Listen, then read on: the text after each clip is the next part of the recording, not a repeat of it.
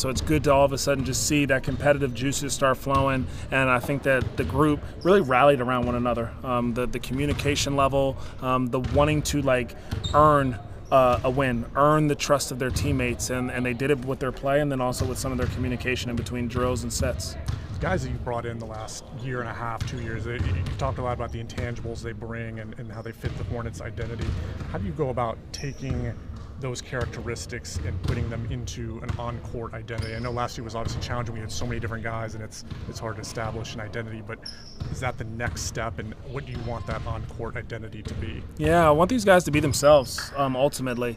And how can you find being yourself, and also how does that work for the group, and where do you need to just kind of alter some things? And so we all impact one another. I think that those guys could see that in full effect last year. If I score a bucket, it's usually because somebody either passed me the ball or they set a good screen for me. They did something to help that situation. And so I think all the guys are aware of we need everything that they bring to the table from a skill set and an intangible standpoint to be as successful as we can be. And so I think that these guys have implemented that really, really early, and I try to encourage them to be themselves while also establishing this is who we want to be defensively. Defensively, we want to be great in transition. We want to protect the paint. We want to be a great job of do a great job of finishing possessions with our closeouts and our contests, and also our defensive rebounding. And offensively, how can we play with pace? How can we trust the pass? And how can we be relentless offensive rebounders?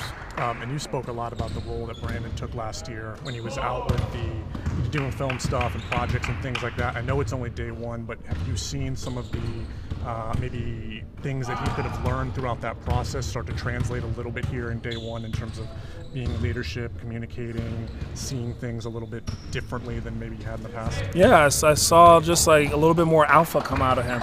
There was moments today where his group is either up or down, and it's a pivotal moment, and instead of kind of just taking a back seat, I thought he rallied the troops, told them what he needed. He took the ball in his hands. He wanted to guard the best players, and so there's a lot of situations in a game where you just need your best players to step up and want to take on the best matchup, or they want the ball in their hands to make the right decision, and he did that multiple times today, on top of also being a vocal leader too. So I think that the time away from basketball, he was able to learn a ton.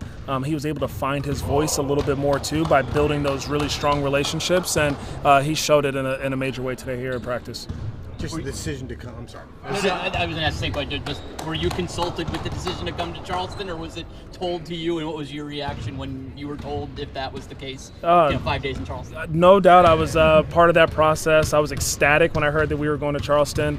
Obviously we're based in Charlotte, but it's important that we kind of reach all of our fan base throughout the Carolinas, and so the food scene's also amazing here, and I knew we were going to get some great meals, but the Citadel's done a great job of kind of opening their doors to us, allowing us to use this beautiful facility, and it helped us set a tone for our first day of training camp. How do those 5 or 6 days together away from Charlotte kind of help you build team chemistry? It's really important. I think that, when you're home, a lot of times you leave the gym and you're back to your own families, your own house, and now I think we got to go back to the hotel, and you're going to bunker down with each other a little bit more. So I think that it really helps from a camaraderie standpoint. It also just kind of gets you in that habit or that routine early on of being on the road. And what are your routines, and how are you taking naps, and how are you recovering?